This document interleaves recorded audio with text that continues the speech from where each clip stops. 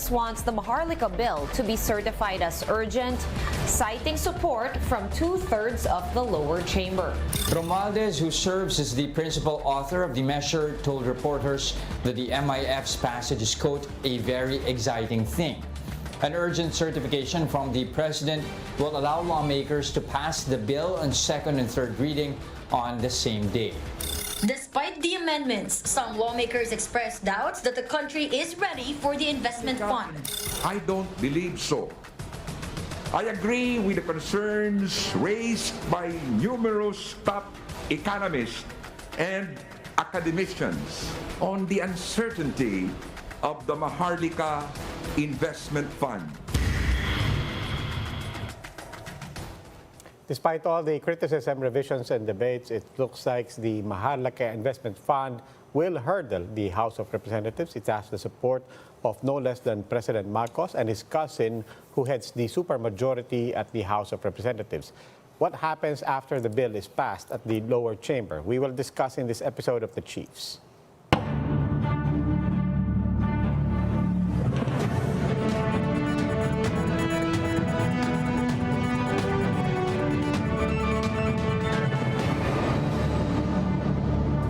Welcome to The Chiefs. Ako po si Robbie Alampay. Kasama po natin sa studio, Ed Lingao of One News.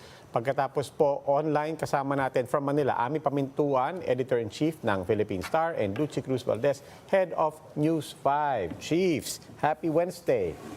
Good evening. Happy midweek. Good evening. Anong binabantayan natin, Ami?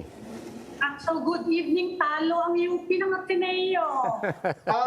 Breaking news. Naman, Ano yung basketball? kasi Pinasasabik lang. tayo dito. Sayang ang Sorry maroon. na lang. Pero, Sayang ang maroon ni LCV. Oo nga At least one more game. Meron pa. Tsaka every year naman yan eh. Every year naman yan. Hindi, every 40 years. Tumabot ng ganyan. Every 40 years. Pagka hindi tayo mag-ingat, every 40 years. Hindi, may laban pa. Anyway, pero ano pa, maliban sa sports, doon tayo na, sa back page ka kaagad eh. Doon tayo sa front page. Ano bang meron doon? Siyempre, yung nangyayari sa Brussels, no? Although, sinipon si President Marcos. Ayan. Yan, namamao. Siguro sobrang ginaw-daw kasi. But pero dun sa main story, of course, is calling for closer ties between Association of Southeast Asian Nations and the European Union. Yan, straight news. Yun naman talagang Saka magkaroon na raw ng direct flight. Yes, Manila, Brussels. Pinag-usapan, no? Baka. Marami ba napupunta ron? Yun ang mga seafarers. Mga seaman, I think it's a crucial point kasi from there may access ka to Amsterdam, maraming mga ports doon, and so on.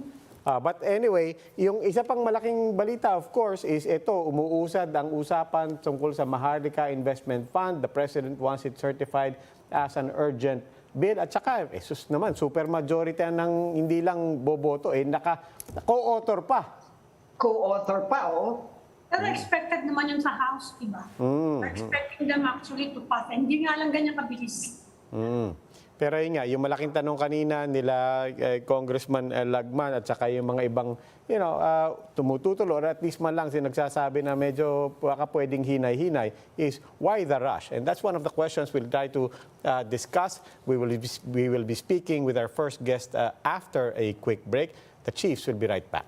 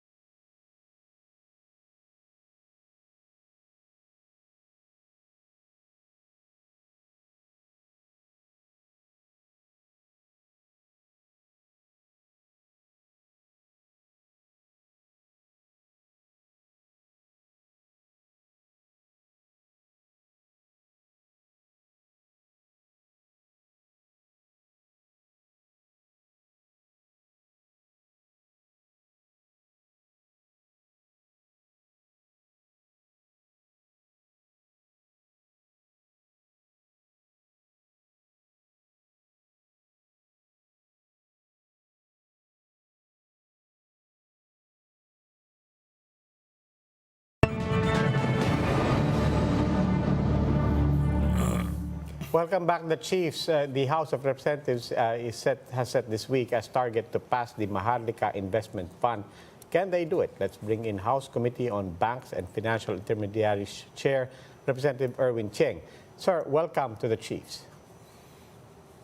Thank you. Magandang gabi po sa inyong lahat. Magandang gabi, sir. Magandang gabi po. Sir, kanina during the break, nag-usap kami ni Ed. Just a quick clarification on the process right now. Pumasa na ba on second reading o hindi pa?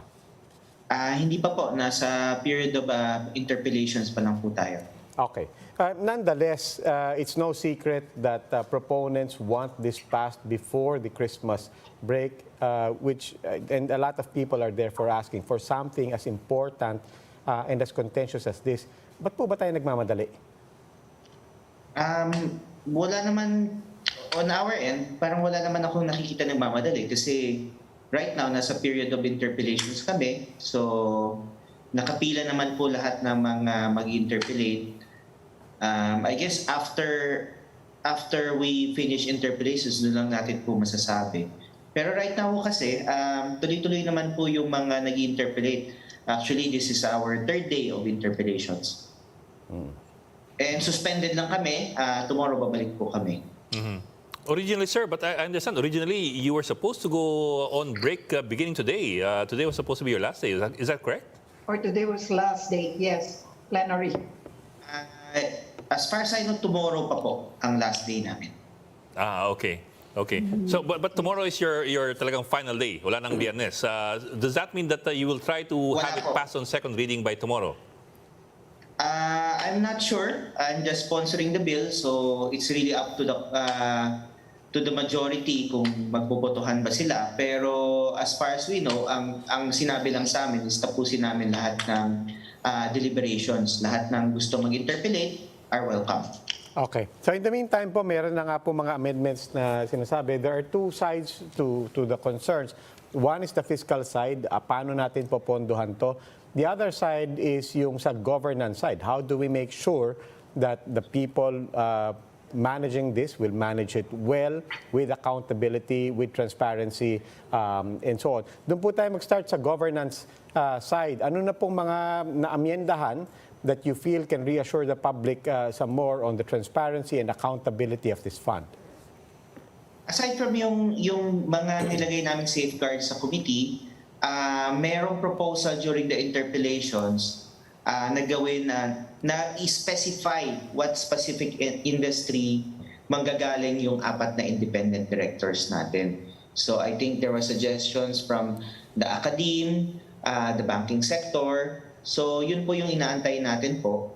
And aside from that, meron kasi tayong may nilagay po yung author natin na penal provision during the committee hearing. So nang lumabas siya sa floor, the other congressmen wanted to increase the penal provision. So yun po yung nakikita natin na after deliberations, yun po yung mga amendments na maidadagdag natin po sa ating bill. Kasi nga parang kumbaga lightweight ng punishment. No? 5 years in jail. 50,000 to 2 million. In fines. No?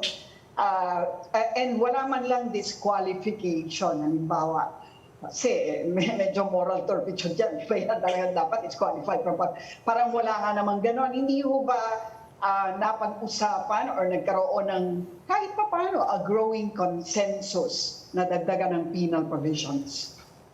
Well, actually, ma'am, to begin with before, wala talaga siyang penal provisions. So that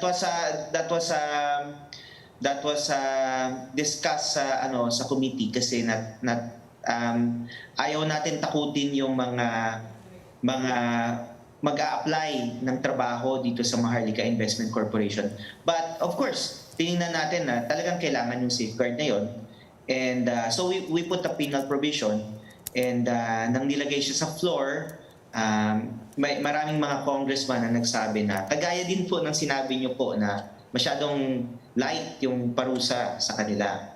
Na ganito kalaking pondo, ganun lang kababa yung parusa sa kanila. So nag-aantay lang kami ng amendments at iniintay lang po namin yung final na proposed amendments po para po sa penal provision ng Maharlika Bill.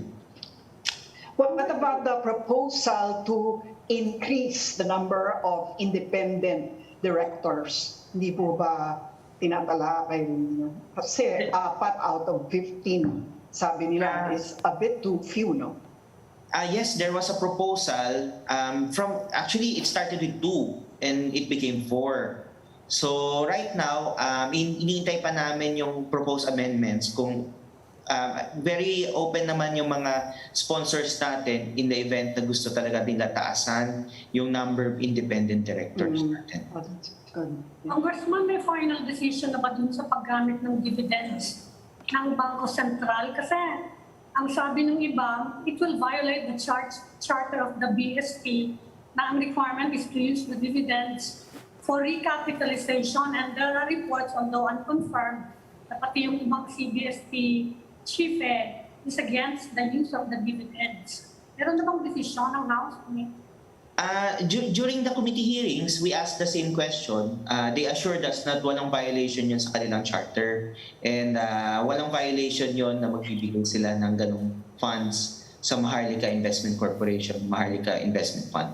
At yung with regards naman sa BSP, hindi full support naman sila, and actually sa 3 days ho na hearing namin, they were present ho sa plenary floor.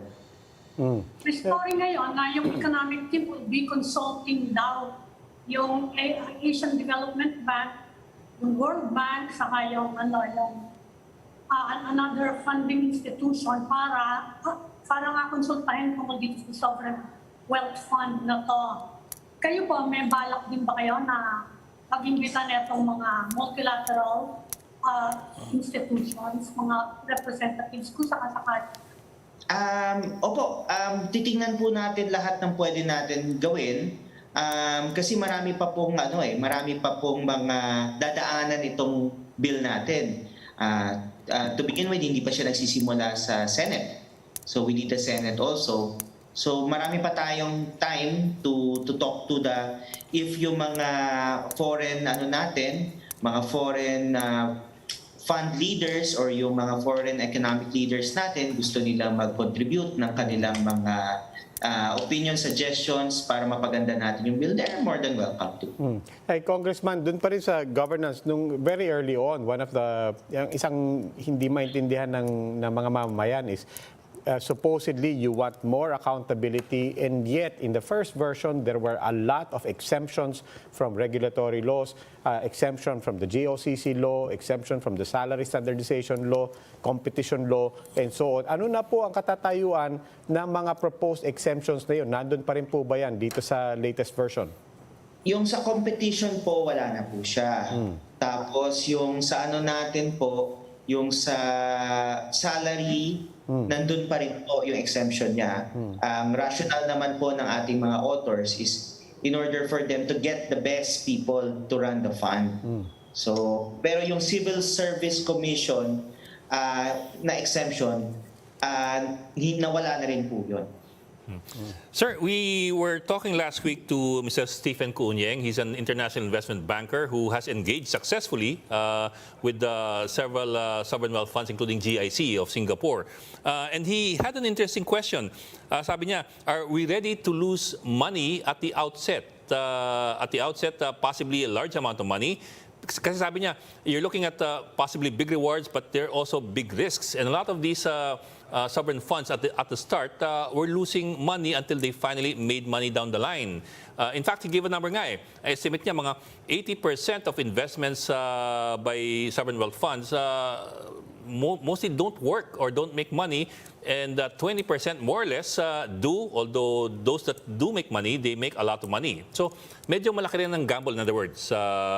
There's a big chance that you can make a lot of money, but there's also quite a sizable chance that you won't make money, especially at the outset. Have we factored this in? With regards to yung investment natin on how much you can make money, ako naman, they ask me so many times, yes, the fund can lose money. That's true. Wala naman foolproof na, yes, sir, na investment fund . So kaya nga ginagawa namin dito sa amin is one, nilalagay namin yung safeguards, and two, we're putting in yung qualifications to get the good people in. I mean the best people in. Aside from that, they put the risk management officer, they put the chief investment officer. I think with that, and together with the advisory board headed by the NEDA and the BM and other financial institutions natin, I think sila po yung makakapagsagot kung paano po masigurado na wala pong ganong kalaking risk sa mga papasukan nilang investment. Yes, sir. I understand what you mean, sir. But at the same time, even the best minds cannot sometimes predict what could happen with the market. I mean, we've seen what happened with Norway and with South Korea as well.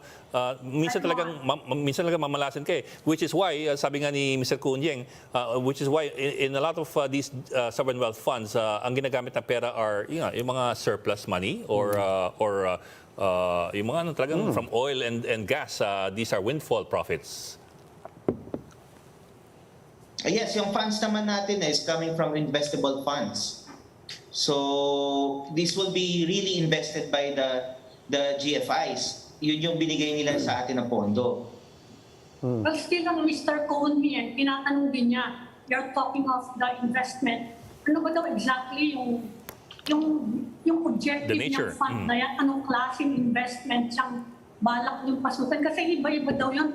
And they require different management skills. Sabi niya, hindi daw medyo kailangan daw yatang i-clarify yun ano exactly ang nature ng investment fund na yan. Yes, sir.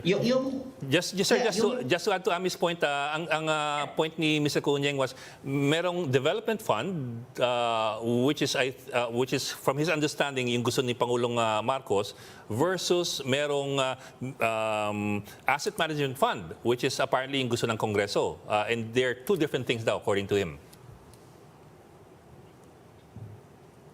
Actually, yung sinasabi natin dito, yung development fund natin, yung to fund yung infrastructure natin, it's one part of the Maharlika Investment Fund. So, again, ang kaya namin gawin sa Congress is i-determine where yung maximum limits lang ng ating corporation kung saan lang sila pwede mag-invest. Pero pagdating po sa pagpipili ng pag-i-investan, kailangan po ma-determine na yan ng kaya tayo magkakaroon ng board of directors and risk management kasi sila po yung mag-identify kung saan po mag-invest. Ako naman po, congressman po ako at chairman ng Banks, pero hindi po ako expert sa pag-invest. Kaya kailangan natin sila para sila mag-identify kung saan po yung magandang yield ng pondo. And less risk. Sir, maliban po kasi doon sa performance ng fund itself, and we hear what you're saying, we're not necessarily the experts here, di ba? Once we create the funds, we will get experts. Hopefully, they know better than everyone, kaya nilang palagihin. But I just want to bring it back to governance because yung sa tanong ng mga tao is, never mind the governance. Ang concern talaga ng mga tao, paano kung may kumupit? Paano kung meron talagang makakatay kamay dyan? And so on. Wala tayong history of us, notwithstanding all our penalties and all the provisions to criminalize and to catch these people, we do a very bad job, not only at convicting people, we do a very bad job at recovering the money that was lost. Yung pera na nawala sa PDAF, nawala sa DAP, nawala sa Farmally, hindi pa rin eh. You have colleagues who have been convicted of and they're back in Congress. The president doesn't want to pay tax evasion. His mother is still, we have a hard time not only sending them to prison, but even collecting on what has already been established as stolen wealth. Our country has a very bad track record in terms of recovering stolen wealth. So ano pong masasabi natin sa mga tao na ang sinasabi nyo is, hindi, ito gagandahan namin para dito, hindi na tayo malulusutan dito? Wala namang stolen wealth dito eh. Kasi these are investable funds. And we have our finance managers, we have the finance group natin to take charge of this. Hindi naman po mga politicians ang magpapatakbo ng pondo na to.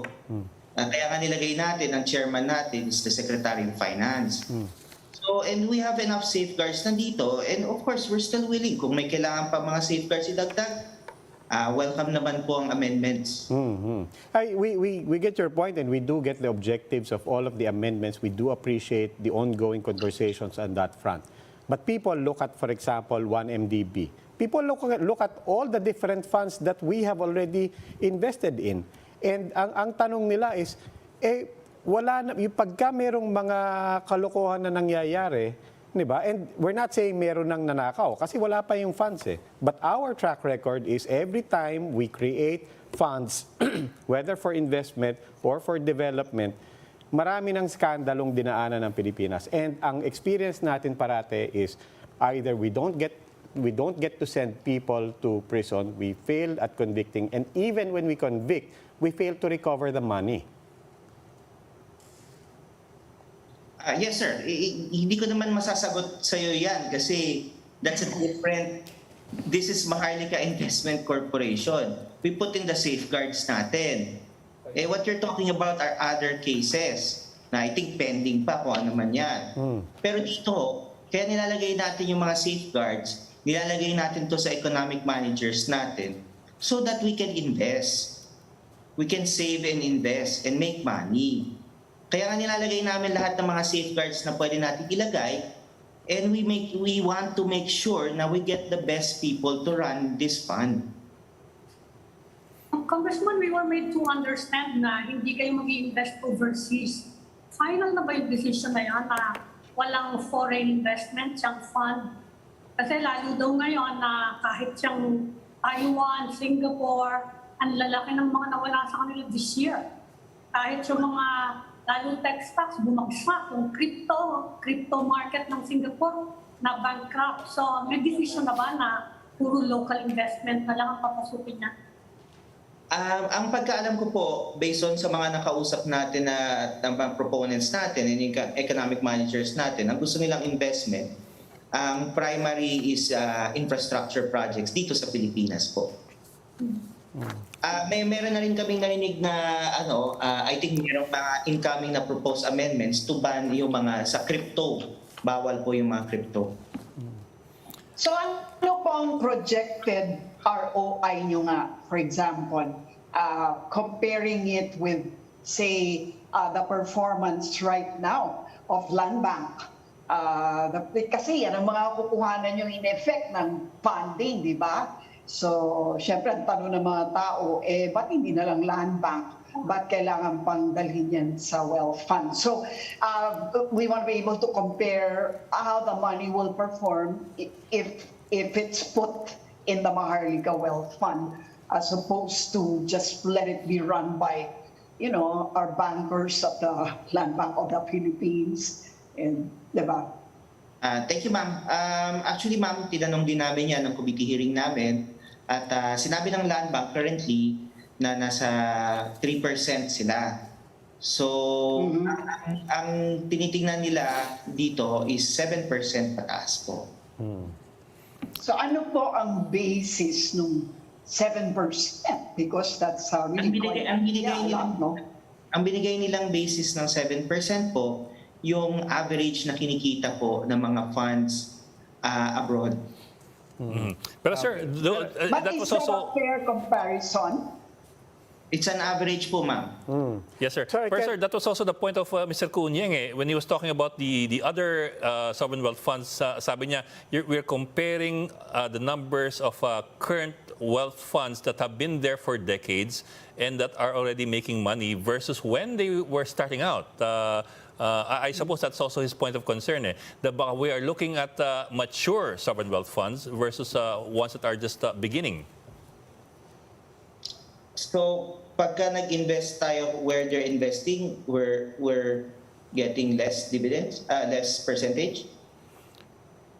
Well, if you want to take that as an example, if you go back a year, it's quite possible na kung mag-invest tayo kung saan nag-invest ng Temasek, nalugi tayo. Temasek lost just a quarter of a trillion The same goes with dollars the same goes with investing Norway. in FTX. The same Diba? sir goes with Norway. They lost $174 billion dollars in the first 6 months of I this mean, year. if your argument is, look, mangungopia lang naman natin sa seatmate natin eh. Kung saan sila mag-invest, di doon tayo mag-i-invest. But that example is also flawed. Kaya sir, we want to get the best people to run this. Tayo po, sa Committee on Banks, we're just making sure that the safeguards are there. Yeah. Sir, you do know the saying, the principle that, higher yield, higher risk as well. I just want to engage in a thought exercise because I can't help thinking that had we gotten the best people and had this idea of yours passed, let's say in 2019, no? And had you proposed a sovereign wealth fund in 2019 with all the best intentions and all the best people, where would we be right now? Sir, dumaan po to sa committee ko. Yes. I am not the author.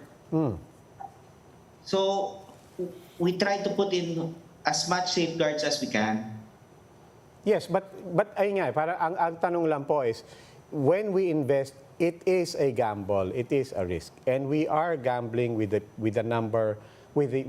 money of taxpayers. I'm just thinking of the pandemic and COVID in the past 2 years.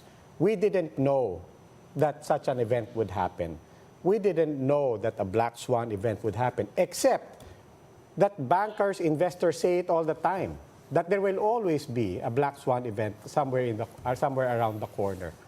And I can't help thinking, this brilliant idea, with all the best intentions and with even all the best people, had it passed in 2019, where would our money be right now? Sir, I cannot answer that because 2019 po yun. Kaya nga, I keep saying na we want to get the best people to run this. So in the event po na meron tayong mga investment, we will be very careful. Hindi naman yun basta-basta lang natin i-invest. We will have a risk management group to take a look, and we'll have fund managers to make sure that the fund is safe. Okay.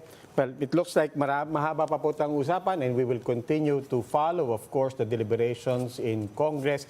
In the meantime, Congressman Irwin Tieng, sir, maraming salamat po. Maraming salamat din po. Salamat, sir. Thank you, sir. Thank you, Congressman. Thank you po. And we will start up another conversation after this break. Keep it here on One News.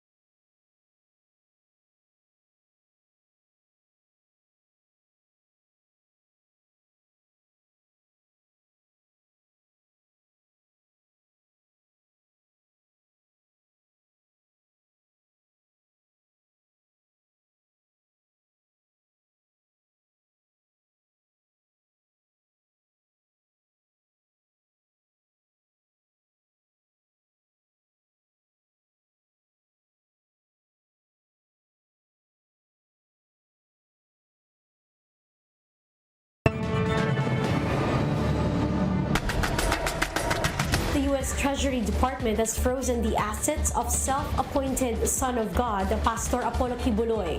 The Justice Department refuses to comment yet on the U.S. Treasury's sanctions against Apollo Quiboloy.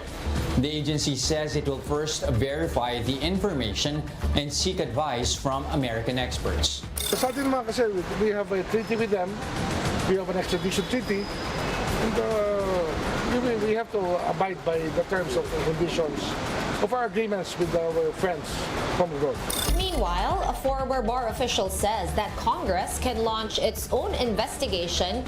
Congress also, by its plenary power, can investigate practically anything in that crime sapagkat meron naman silang poder to investigate in aid of legislation para ma-improve nila yung mga batas hinggil sa proteksyon ng minor de edad, kababaihan o yung laundering. Kasi di ba, isang issue yan.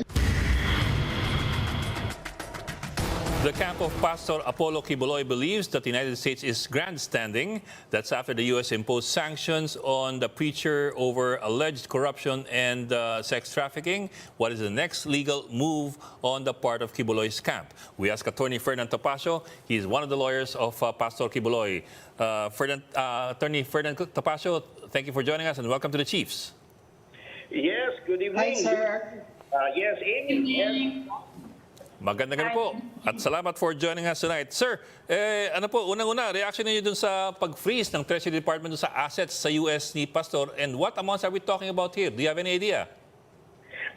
Unang-una po, nag-react na nga po kami at sinasabi namin na, well, for one, yung pong action naman nila ay blocking lang. They are blocking the transfer of properties ng Kingdom of Jesus Christ sa Amerika na, well, unang-una, wala naman po kaming intensyon to transfer those properties elsewhere. Number two, as our American counsels are saying, those acts are legally questionable because the pastor has yet to stand trial in 2024. Yet, there are already sanctions being imposed upon his property rights in the U.S. Alam niyo po, the U.S. has certain safeguards against unlawful seizures as well as due process.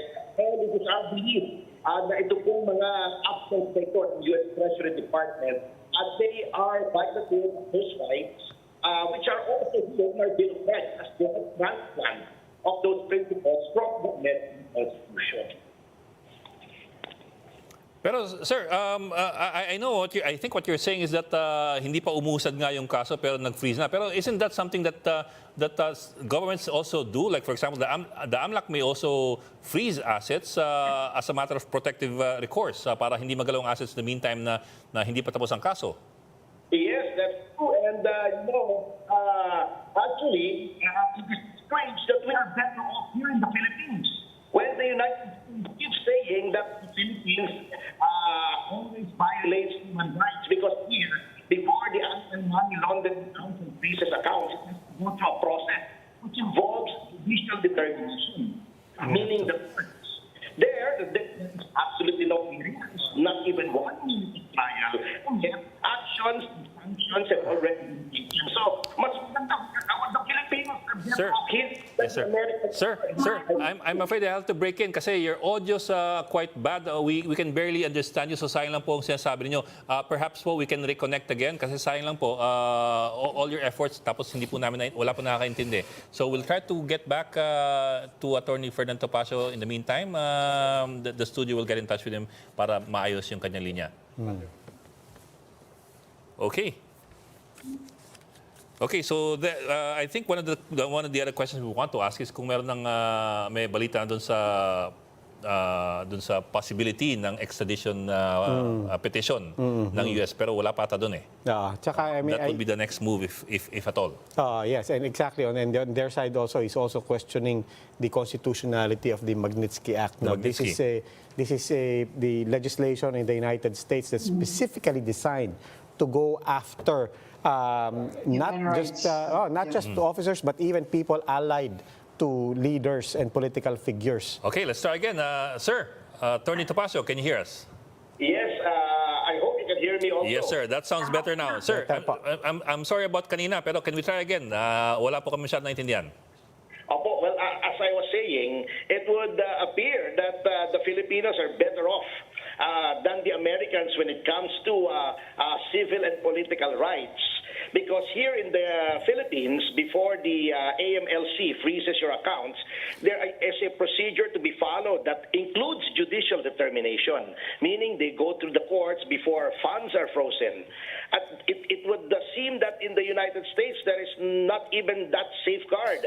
The United States Treasury Department, in consultation with only a few people and with only a few strokes of the pen, can block and prohibit people from dealing with certain persons or entities, all without the benefit of even 1 minute of trial.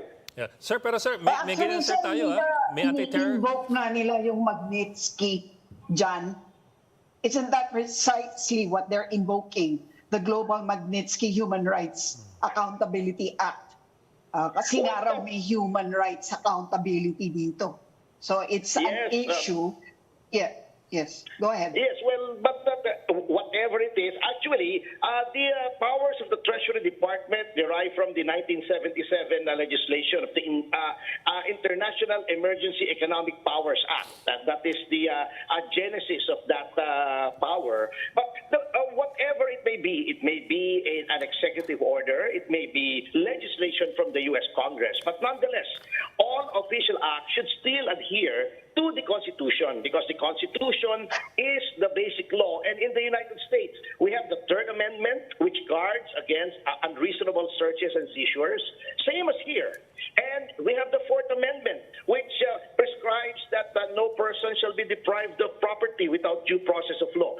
Again, that same principle is studied here and is enshrined in our Bill of Rights. So actually, there may be these laws, but there have also been successful constitutional challenges to blocking of accounts, etc., made by the U.S. Treasury Department under its powers. Pero sir, we do have a law that's just like that. The anti-terror law allows the Anti-Terror Council and the AMLAC to freeze accounts of designated terrorists, even though they're not yet proscribed by any court. Those entail safeguards that are more complex than that of the U.S. Treasury Department, and those entail certain procedures that are transparent when there is a judicial scrutiny. And you must remember that that law does not prescribe any judicial challenge to any of the acts of the Anti-Terror Council. Here, there is this law, and it is immediately executory. And actually, we are not questioning the power of the U.S. government to have that law, to have those procedures in place. We are questioning the constitutionality, and actually, we are now coordinating with our American lawyers precisely so that such a challenge to the constitutionality of the acts may be availed of by the pastor in the United States. Just to be clear, sir, you are planning in the United States a constitutional challenge to the Magnitsky Act. Yes, no, well, not the Magnitsky Act. The particular actions that were made by the U.S. Treasury Department against the pastor. So bills are severable, laws are severable, and there may be a law that is constitutional, in facie curiae, but the manner of implementation may be unconstitutional. These are precepts of constitutional law that will be best left for the courts to determine. Well, apart from the freezing of the assets, nasa FBI most wanted list yung kliyente ninyo, and yun nga yung iniintay actually ng government natin, yung extradition treaty in connection with that case, no? And in interview si Justice Secretary Remulla, recently sabi niya, we have our treaty obligations with the US, at kapag dumating daw yung request na yan, parang ang takbo ng niya, we have to comply with those obligations. Ano po yung masasabi niyo dun sa comment niya yun? Well, of course, Secretary Remulla knows that it is more complex than that. Extradition is not automatic. It is not done as a matter of right from the requesting state. It goes through a process. First, it has to go through the Department of Foreign Affairs to determine whether the offense for which extradition is being sought is an extraditable offense. And if it is included in the extradition treaty.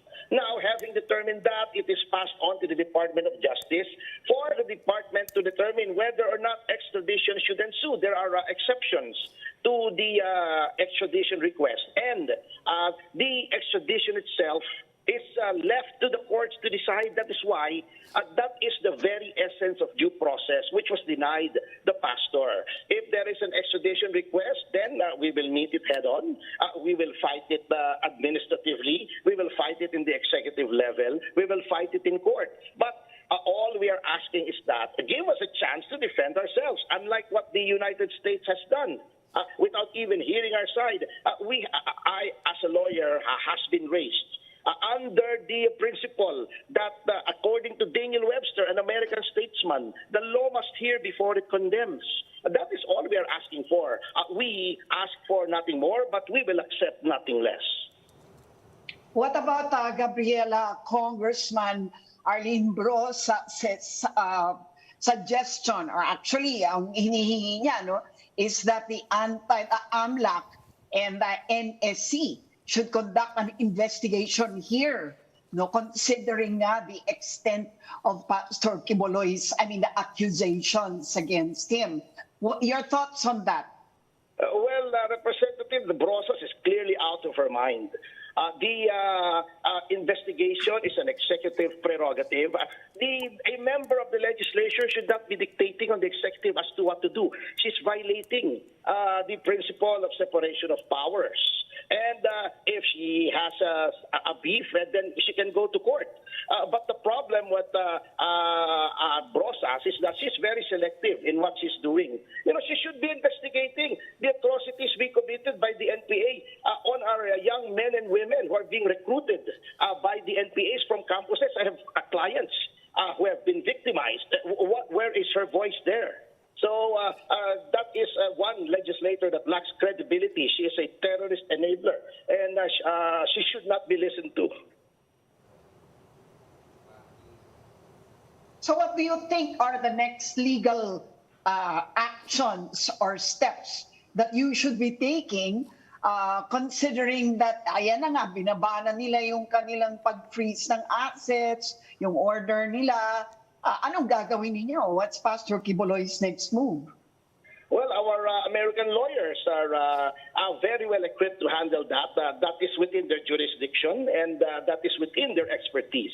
We have very good lawyers in the U.S., and I leave it up to them. Now, if there are other legal developments that will happen in this country, well, I have a legal team that we are ready and willing to meet these challenges and to defend the pastor to the best extent of our abilities. Well, sir, the lawyer of Pastor in the U.S., Attorney Michael Green, has said that your camp has witnesses who can absolve the pastor of these allegations. Of course, I'm sure you don't want to talk about the specifics of their testimonies, but can you give us an idea what kind of witnesses these are and what they would do? Would they be presenting alibi? Well, no. In general, in broad strokes, the essence of the defense is that the complaint has been brought by people who were disgruntled with the church because they were asked to run the Apollo Air, a business owned by the church. And when an audit was conducted, they have been found to have committed financial wrongdoings. So I really would not want to go into the details, but there will come a time when the lies and the misdeeds of these people will be exposed. We're confident. I've taken a look at the evidence. I've taken a look at the testimonies, both of the complainants and the controverting testimonies of our witnesses. And I'm confident that when all is said and done, that the pastor will be exonerated, and those who complained against him wrongly will be exposed for what they are. Pero witnesses against which occasions, sir? Kasi medyo marami-rami yung mga allegations against your client. Witnesses sila in which case? Yung sa rape ba yun of minors, dun sa smuggling, saan bang kaso yun? Well, Sex most trafficking. of these cases are clearly from the... alam nyo, just to show you how impossible or how implausible that rape of minors is. You know, one of the top officials of the Kingdom of Jesus Christ, who is now in her 60s, was one of the original pastorals of Pastor Quiboloy. Now, her daughter, who is 17, is a pastoral of Pastor Quiboloy. And she was telling me, if that were true, if the pastor was taking advantage of a young girls in the church, then she would not have had her own daughter serve the pastor as a pastoral. So just very generally, we will expose these. It's very easy to expose these lies. It's just that for some reason the United States government seems to be grandstanding first with the issuance of the poster, the wanted poster, and then with the announcement of the blocking or the freezing of the assets and accounts of the Kingdom of Jesus Christ within the jurisdiction of the United States. But sir, from your point of view, what... Considering the gravity of the accusations, no, are you seeing anything political in this? And if so, who would be behind it? Well, we have our own conclusion, and it's just not a theory. It is backed up by facts. This short program is not the time and the place to discuss that. But this is a scheme. This is a conspiracy hatched by people who have stolen from the church. When they were found out, they fled to the United States, and to cover up their misdeeds, they have hatched a plot to discredit the pastor. And we will prove this. We will prove this in due time. Internal to, sir, sa loob to ng simbahan. Yes, it is. And most of the charges against the pastor, for instance, telling people to serve the church by selling certain items, these are within the doctrine, and we have experts who will testify that these things, these activities are common in so many churches, and to bring a person to criminal account for doing these things would impinge on the freedom of religion, because all religions impose a certain kind of servitude upon their members. That is a fact, and I'm sure common sense will tell us that that is true. Attorney, ang sabi niyo nag-grandstanding ang U.S. government. Ano kaya yung motive for the grandstanding? Well, it's anyone's guess, but I think they perceive the Kingdom of Jesus Christ to be a threat to their homegrown religions, probably, or they are afraid of the expanding influence of the Kingdom of Jesus Christ. The federal government has done that before. They did that to the Black Panther Party, the party of African Americans who were fighting for the rights. They did that to the group of Martin Luther King. The federal government, deep state, has been doing that to persons and groups whom they perceive to be a threat to the establishment. It's no... it's nothing new, actually. If you read history, if you look at, especially, there is this book called Portrait of a Cold Warrior, as to how the CIA and the United States government wants to influence events around the world. So this is very deep, and they have been given ammunition by this dissident group who stole from the church, and now these people are there in the United States. These are not U.S. citizens, but they have been given visas, they're being supported, they're being given housing by the U.S. government, and that is how they're developing this case. Sir, we're almost out of time, but just process-wise, if you could walk us through how you understand it, what can the FBI do or not do as long as Pastor Quiboloy remains here in the Philippines? And on the other side of it, has anybody in government or has your side been in touch with government on these discussions about possible attempts or efforts for extradition? Well, first, Definitely, Pastor Quiboloy is outside of the jurisdiction of the Federal Bureau of Investigation while he is in the Philippines. The FBI can only act to our local agents, and one way to do that is, of course, to have him extradited. There are other ways to try to get him into custody, but of course, all of these